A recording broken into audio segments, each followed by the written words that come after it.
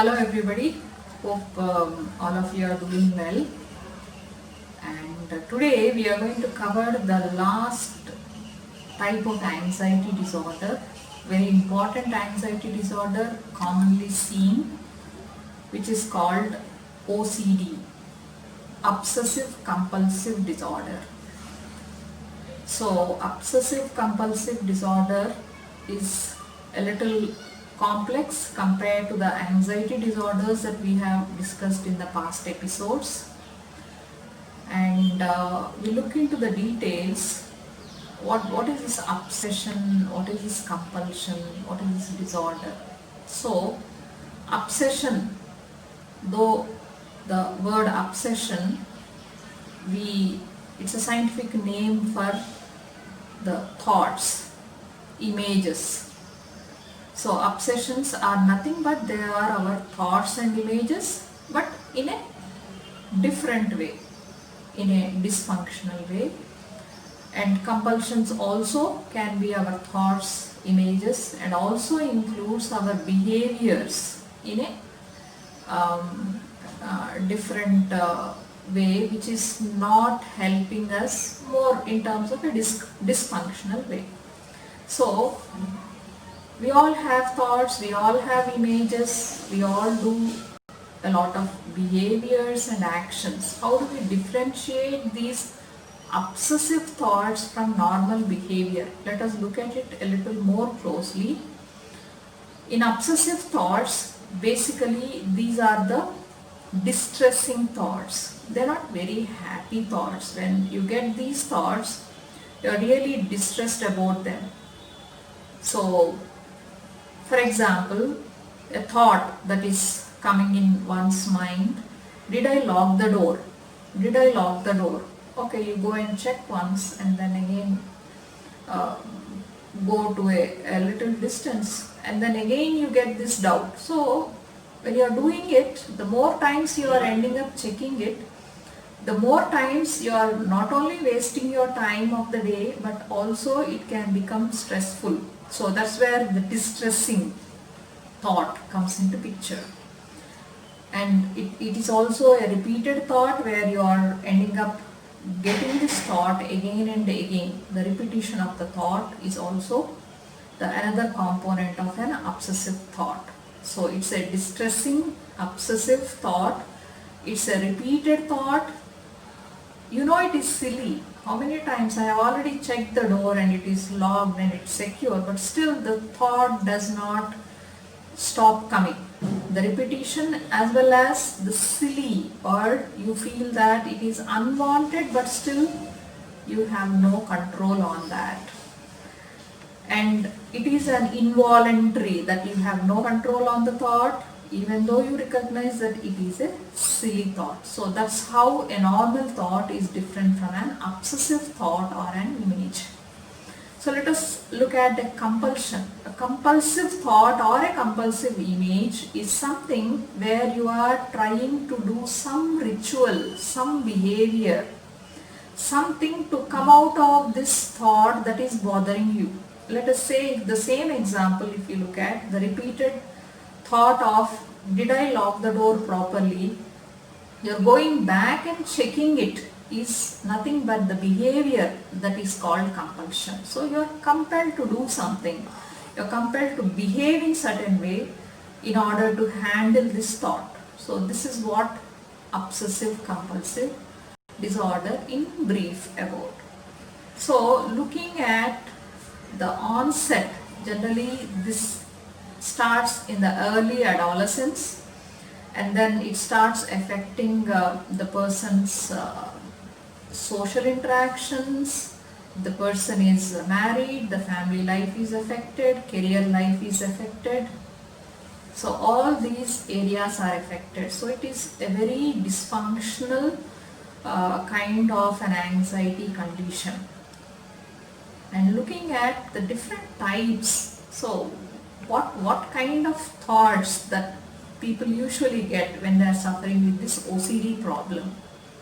So the basic thoughts are revolving around cleanliness, contamination. Did I touch this? Did I touch that, or is it clean or is it not clean, cleanliness related thoughts. And the another important kind of thoughts are checking, like I just gave the example of checking thoughts. Is it done, is it not done, did I do this, did I not do this, did I speak it, did I not speak it. The checking part of it is another common type of obsessive thoughts.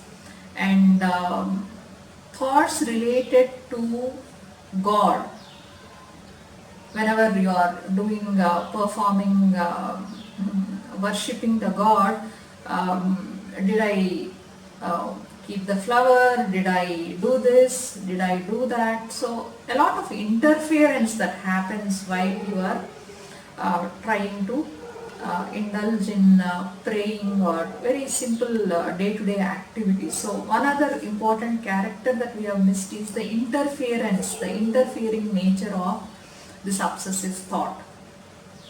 So it can be a checking kind of a thought, it can be a cleanliness related or rituals or related to God and prayers, and it also can be another common type of obsessive thoughts are about death and safety concerns and violence. So did I harm anyone, did I do something to harm anyone. So worries related to harming someone or infection or disease, things like that.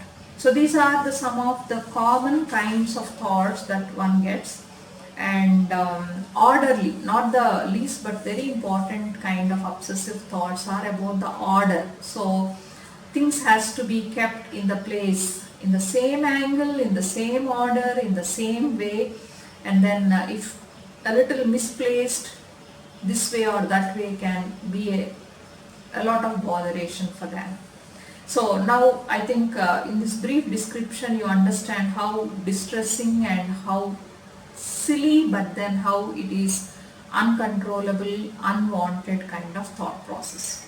So what do we do this? How do we handle what happens? Before going to the handling or management part, we need to understand a little bit about the behaviors that one indulges in order to handle this distress, or in order to handle the anxiety that is created by this repetition of the thoughts.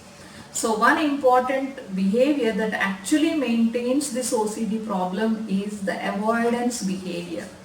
They actually try to kind of, if a person, say suppose, has a problem of checking the doors, so the person might deliberately choose a house with only single door so that the person can check the door, and then they are more like try to be calm that okay, I have checked it, but then it doesn't solve the problem. Instead it actually maintains the problem. So a lot of avoidance of the situations that trigger this anxiety can be one of the way of behavior that one can see. And the other important part is the family member who is trying to help them in order to kind of make them move on with their daily routine. So a family member invariably getting involved, okay, I will check it for you, I will do this for you. So instead of, actually they are again adding up more to the problem. By maintaining the problem, involving a family member is actually complicating this OCD problem.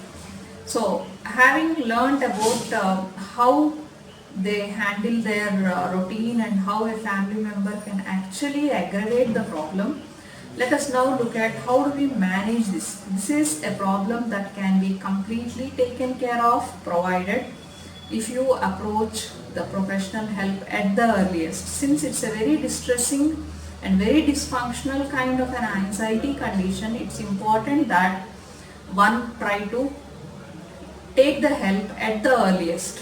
So looking at how to handle this, there are two approaches here.